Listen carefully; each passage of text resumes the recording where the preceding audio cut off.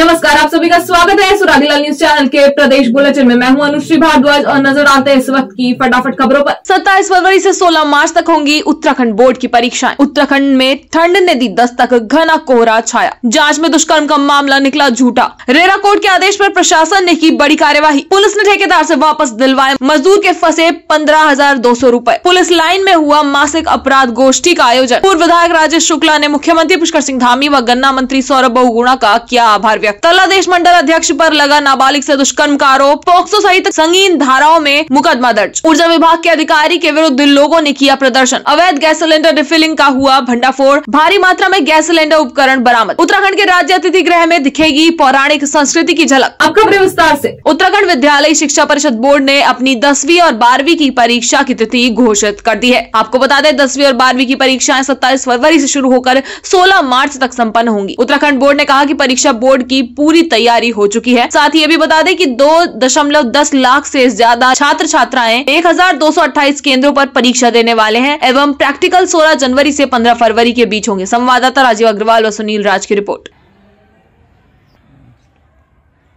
सभी परीक्षाएं 2024 27 फरवरी से प्रारंभ होकर के 16 मार्च तक संपादित की जाएंगी तथा हाई स्कूल परीक्षा में कुल 1,15,606 बच्चे, जिनमें से 1,13,281 संस्थागत हैं और 2,325 व्यक्तिगत छात्र हैं। इसी प्रकार इंटरमीडिएट में कुल 94,748 बच्चे परीक्षा में प्रतिभाग करेंगे। इनमें से 90,351 बच्चे संस्थागत हैं और 4,397 बच्चे व्यक्तिगत परीक्षार्थी के रूप में परीक्षाएं देंगे।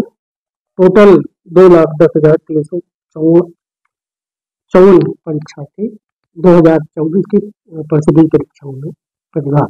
उत्तराखंड में मौसम विभाग अलर्ट के बाद 2 दिनों से घने कोहरे के साथ ठंड ने दस्तक दी है, जिससे जगह जगह घना कोहरा देखने को मिल रहा है। वहीं इस पर जिलाधिकारी उदयराज सिंह ने बताया कि सभी जनपद के तहसीलों में शीतलहर देखते हुए जगह जगह अलाव की व्यवस्था को लेकर धनराशि जारी कर दी गई है और साथ ही गर्म कंबल के लिए भी धनराशि जारी की गई है। संवाददाता दुर्गेश तिवारी की रिपोर्ट।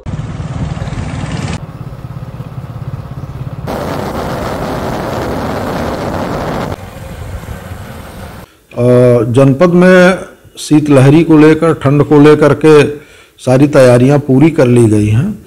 सभी लोगों को निर्देश भी दे दिया गया है कि जो चिन्हित स्थल हैं उनमें अलाव जलवाएं वहां पर।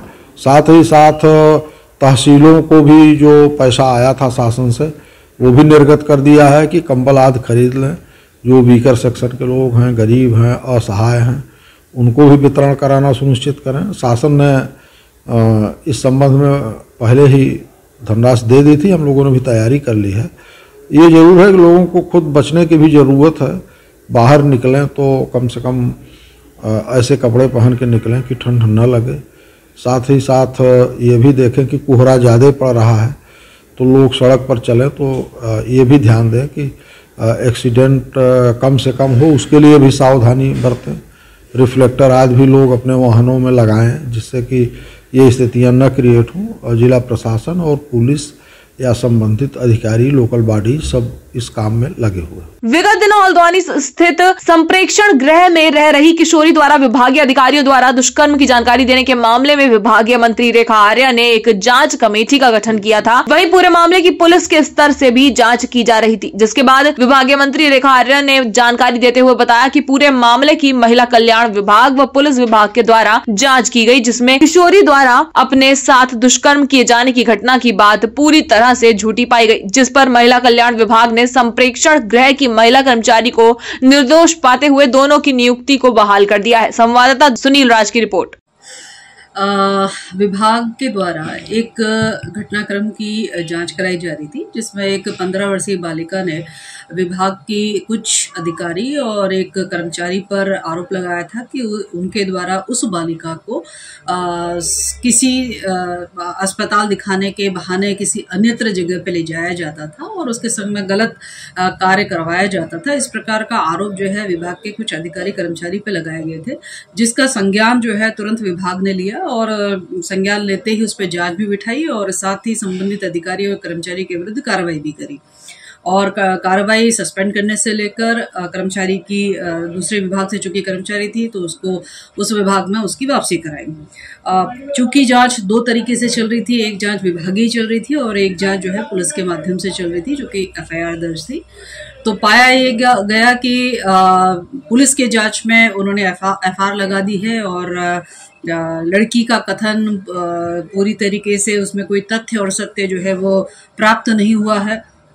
और साथ ही विभागीय जांच में भी यह सामने आया है कि लड़की मात्र उस संस्थान से बाहर जाने के लिए ये सारे बातें उसने कही थी और जिसके कारण से हुआ ये कि विभाग ने उसकी बात को गंभीरता लेते हुए कार्रवाई भी करी। लेकिन चूंकि सबसे एक एक व्यक्ति से पूछा गया और विभागीय जांच में यह आया कि उसके द्वारा कहा गए कथन में किसी प्रकार का कोई तथ्य सामने निकल कर नहीं आया। उसमें भी साफ ये दिख रहा था कि बालिका जो है उस सदन से बस बाहर निकलना चाहती थी, वापस जाना चाहती थी, जिसके कारण से जो है वो ये सारी चीजें जो है अपने हिसाब से निकलने के एंगल से बातचीत कर रही थी। बकायेदार के खिलाफ जिला प्रशासन द्वारा रेरा कोर्ट के आदेश पर Samiya international builder private limited के खिलाफ बड़ी कार्यवाही की गई है। आपको बता दें, रेरा द्वारा सामिया बिल्डर के खिलाफ RC काटी गई थी, जिसकी वसूली प्रशासन द्वारा की जा रही थी। नोटिस के बाद भी बिल्डर द्वारा 2,65,58,019 रुपए जमा नहीं किए जा रहे थे। इससे पूर्व दबाव बनाने पर बिल्डर द्वारा 2 किश्तों में 70 लाख रुपए जमा किए जा चुके थे, जिसके बाद बिल्डर द्वारा प्रशासन से समय मांगा जा रहा था, लेकिन प्रशासन द्वारा समय न देते हुए बिल्डर की दानपुर स्थित जमीन को कुर्क करते हुए कब्जे में ले लिया गया है। संवाददाता दुर्गेश तिवारी की रिपोर्ट।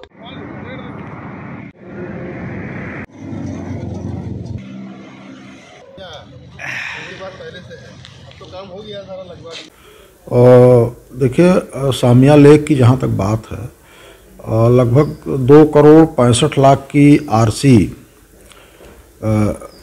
रेरा द्वारा जारी की गई है और उसकी वसूली करना जिला प्रशासन की, कलेक्टर की जिम्मेदारी है। कुछ पैसा उनसे जमा भी हुआ है, लेकिन अभी मेरी जानकारी जो है उसके हिसाब से लगभग 2 करोड़ रुपया बकाया है। जिन व्यक्तियों का पैसा लिया गया है उनको पैसा भुगतान न करना, वापस न करना, ये ठीक नहीं है। तो रेरा न्यायालय का जो आदेश है उसी के अनुपालन में आज कुर्की की कार्यवाही संभवतः की गई होगी, जो मेरी जानकारी में है। इसके अलावा हमने एक निर्देश और दिया है कि जो भी इस तरह की कॉलोनीज हैं वहाँ पर ये भी देखा जाए कि सरकारी ज़मीनें जो हैं उसके भीतर उनका व्यवस्थापन किस तरह से किया गया है। अगर सरकारी ज़मीनों का व्यवस्थापन नहीं किया गया है तो सरकार की प्रॉपर्टी है, सरकार का पैसा है, वो उस पर भी हम कार्यवाही करेंगे। हमारा ये भी निर्देश है कि अनियोजित विकास कतई नहीं होना चाहिए। चंद लोग अपने फायदे के लिए गरीब जनता को लोक लुभावने प्लान बता करके और उनसे ज़मीन उनको बेच करके या प्लाट बेच करके निकल जाते हैं, सुविधाएं नहीं देते। दूसरा, शहरी क्षेत्र में विकास प्राधिकरण से भी मैंने अनुरोध किया है कि इन चीज़ों को देखें कि जो भी चीज़ें डेवलपमेंट हो रहा है वो सही तरीके से हो, सारी सर्विसेज ठीक से लोगों को मिलनी चाहिए। रूरल एरिया में जिन लोगों का डेवलपमेंट जो लोग कर रहे हैं वहाँ भी हमें ये देखना है कि आखिर ये डेवलपमेंट एज पर नॉर्म्स है कि नहीं है, क्या इसके लिए कोई इन्होंने अपना प्लान और मैप कहीं सबमिट किया है कि नहीं, और अगर सबमिट नहीं किया है, अनियोजित तरीके से विकास हो रहा है, लोगों को बाद में दिक्कतें जाएंगी, तो ये जिम्मेदारी है जिला प्रशासन की, शासन की, और हम लोग उसको देखेंगे। तो आज उसी के क्रम में वसूली की कार्यवाही प्लस और चीज़ें देखने के लिए टीम संभवतः गई थी। और जो होगा विधि सम्मत ही होगा। लोहाघाट पुलिस के द्वारा सराहनीय कार्य करते हुए एक गरीब मजदूर के ठेकेदार के पास फंसे 15,200 रुपए वापस दिलवाए गए। लोहाघाट थाने के एसओ सुरेंद्र सिंह कोरंगा ने बताया कि बिहार निवासी शोएब रोते हुए लोहाघाट थाने पहुंचा और अपनी बच्ची के बीमार होने तथा उसके इलाज के लिए पैसे न होने की बात कही तथा ठेकेदार द्वारा उसकी मजदूरी के 15,200 रुपए न देने की लिखित सूचना लोहाघाट थाने में दी, जिस पर पुलिस ने तत्काल कार्रवाई करते हुए संबंधित ठेकेदार से मजदूर के 15,200 रुपए वापस दिलवाए एवं ठेकेदार को कड़ी चेतावनी दी। वहीं मजदूर द्वारा लोहाघाट पुलिस का आभार व्यक्त किया गया। संवाददाता लक्ष्मण बिष्ट की रिपोर्ट।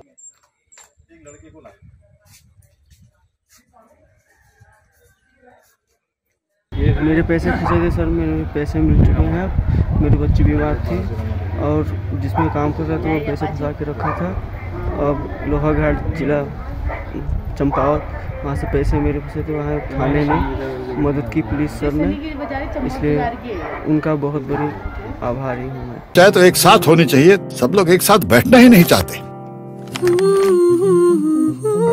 पापा, ट्राई दिस। लो, सब लपक लिए।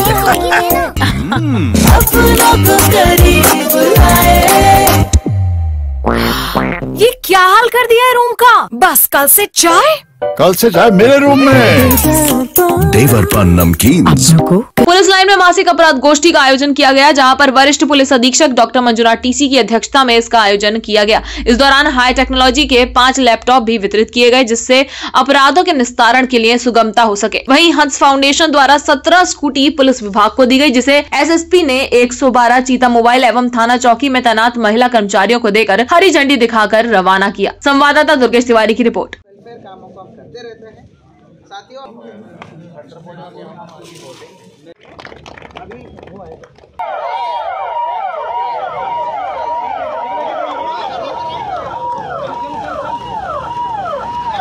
ये बड़े हर्ष का विषय है, क्योंकि लगातार हम पुलिस मॉडर्नाइजेशन में हम काम करते रहे, पुलिस को बहुत ज्यादा तकनीकी रूप से मजबूत करें। तो इसी के दिशा में जो है विभिन्न मदों में हमने खरीदारी करी थी। जो लैपटॉप्स है, हाई पावर लैपटॉप्स है, एसओजी की वो पुराने लैपटॉप्स हो चुके थे, तो एक्सट्रीमली हाई पावर कॉन्फ़िगरेशन का मतलब ग्राफिक्स वाला कैपेबिलिटी का लैपटॉप्स है। तो उस कैपेबिलिटी का लैपटॉप्स को हमने एसओजी को, वायरलेस को, एलआईयू को और सीओ ऑप्स को कुल मिला के 5 लैपटॉप्स वितरण किया है। उसके अलावा हंस फाउंडेशन द्वारा आपको पता होगा पिछले 2 माह पहले ही उन्होंने उसको पैसा रिलीज कर दिया था और सांकेतिक रूप से हमने वाइट गाड़ियां परचेज भी कर दिया था। महिला सशक्तिकरण और महिला पुलिस की सशक्तिकरण और सुदृढ़ीकरण के लिए थानों को सशक्तिकरण और कैपेबिलिटी बढ़ाने हेतु टोटल 17 होंडा एक्टिवा गाड़ियों को हमें दान के रूप में हंस फाउंडेशन ने उपलब्ध कराई थी। आज हंस फाउंडेशन के पदाधिकारी के मौजूदगी में हम लोगों ने इसका सांकेतिक रूप से हैंडओवर किया और उसका फ्लैग ऑफ भी किया। आप देख पा रहे हैं वहाँ पे बहुत ही स्टेट ऑफ द आर्ट गाड़ियां हैं और बेहतर पुलिसिंग के लिए ये बहुत कंट्रीब्यूट करेंगी। थानों में पहले से ही पीएचक्यू ने गाड़ियां बहुत अच्छे दे दिए हमें, अब हमें बाइक्स भी मिल गए, तो आई एम वेरी हैप्पी। बहुत ही गर्व और हर्ष का विषय है कि हमें नए नए गाड़ियां मिल रही हैं हमारे कर्मचारियों को। तो इसके अलावा सीएसआर के माध्यम से ठंड का प्रकोप में देखते हुए ठंड से बचाव के लिए हम लगातार सीएसआर एक्टिविटीज में हम कार्यरत थे। तो 2 कंपनीज है, जैसे हिंदुस्तान जिंक ने हमके 500 जो है रिफ्लेक्टर जैकेट्स दिया है, जिससे हमारे पुलिस कर्मचारीगण जो है ठंड में भी, भीषण ठंड और कोहरा में भी अपने जो है जान को बचाते हुए, हमारा सेहत और सभी को मतलब सेफ्टी का ख्याल रखते हुए ड्यूटी अच्छे से निर्वहन किया जा सके। तो बहुत बहुत धन्यवाद हिंदुस्तान जिंक को जिन्होंने 500 हमें जैकेट्स दिया। उसी प्रकार 50 जो है हमको क्या बोलते हैं हीटर्स का प्रदान किया गया है, एक और महालक्ष्मी पॉलिप्लेक्स द्वारा। ये तो फर्स्ट चरण है, थोड़ा दिन में 150 और हमें हीटर्स को लेने का हमें प्लान है सीएसआर के माध्यम से।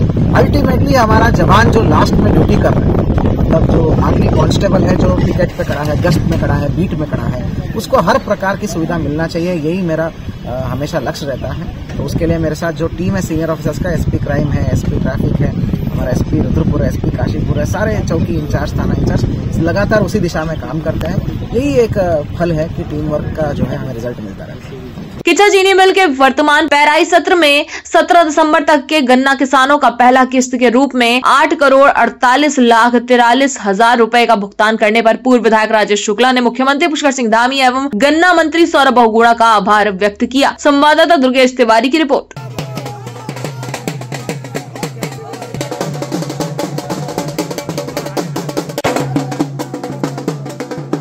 उन्होंने अब क्या ऐतिहासिक काम किया। मैं धन्यवाद करना चाहता हूं प्रदेश के गन्ना मंत्री सौरभ बहुगुणा जी का और प्रदेश के मुख्यमंत्री पुष्कर धामी जी का कि उन्होंने चीनी मिल की पेराई के सत्र के शुरू होने के पहले पिछला भुगतान तो कर ही दिया, तो रिकॉर्ड है ही है।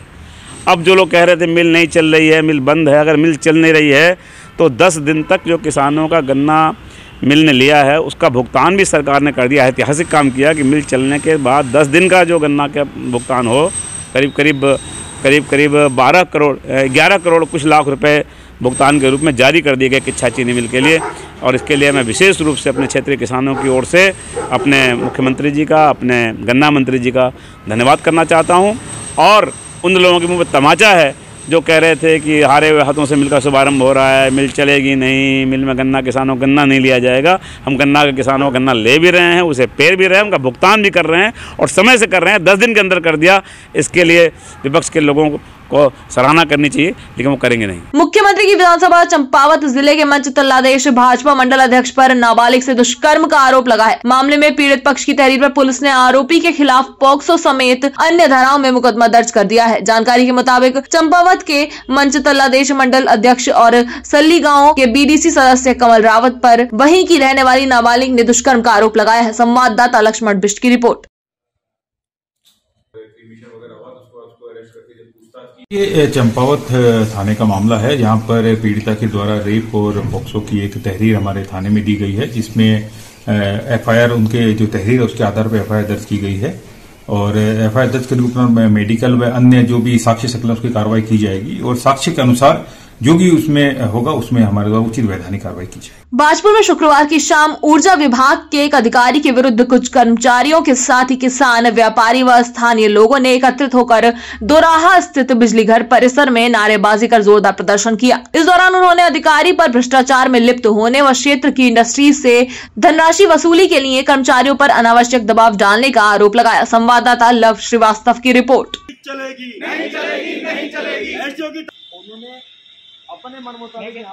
दिया तो हम तो किसी तरीके निपट गए। उन्होंने फिर जो योगेश जी के पीछे पड़ गए, वो लाइन नापना, ये लाइन नापना, दुनिया भर का 1 महीने में उनको पूरी लाइन नाप ली और ये लिख के दिया जो 3 महीने में 50 लाख रुपया इन्होंने कमाया।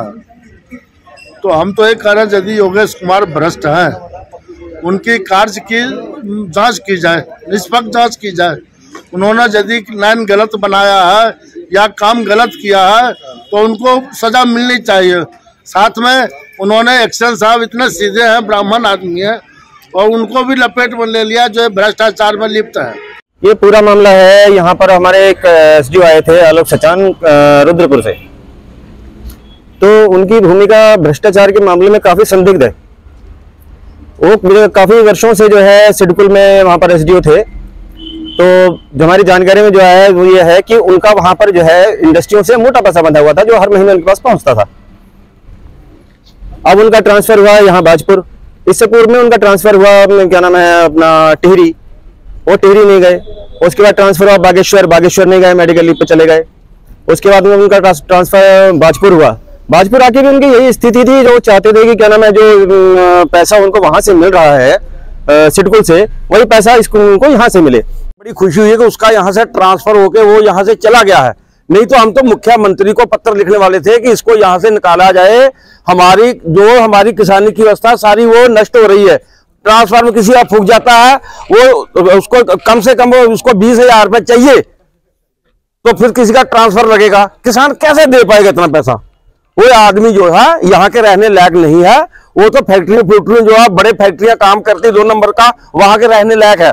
उस आदमी को यहाँ से अगर चला गया है तो शुक्र है, उसको दोबारा यहाँ पर ना आने दिया जाए। हम इससे अलावा यही चाहते हैं। चाहे तो एक साथ होनी चाहिए, सब लोग एक साथ बैठना ही नहीं चाहते।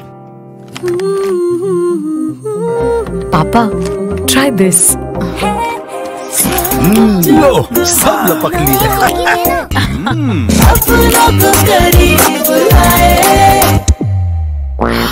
ये क्या हाल कर दिया है रूम का? बस कल से चाय मेरे रूम में।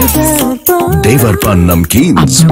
हल्द्वानी में अवैध गैस रिफिलिंग का सिटी मजिस्ट्रेट ऋचा सिंह ने भंडाफोड़ कर दिया है। मुखानी थाना क्षेत्र के कमलागांजा क्षेत्र स्थित एक गोदाम के अंदर घरेलू गैस सिलेंडर के जरिए टेम्पो में गैस की रिफिलिंग की जा रही थी, जिसकी सूचना सिटी मजिस्ट्रेट ऋचा सिंह को मिली, जिसके बाद वह मुखानी थाना पुलिस और पूर्ति विभाग की टीम को लेकर पहुंची, जहां भारी मात्रा में गैस सिलेंडर और गैस रिफिलिंग उपकरण पकड़े गए। इस दौरान कुछ लोग मौके से फरार हो गए। तो वहीं पूरे गोदाम को जब सिटी मजिस्ट्रेट द्वारा चेक किया गया तो वहां पर आधा दर्जन टेम्पो, कई सारे गैस सिलेंडर और कुछ मोटर बरामद किए गए हैं, जिसके जरिए अवैध रिफिलिंग की जाती थी। संवाददाता दीपक अधिकारी की रिपोर्ट।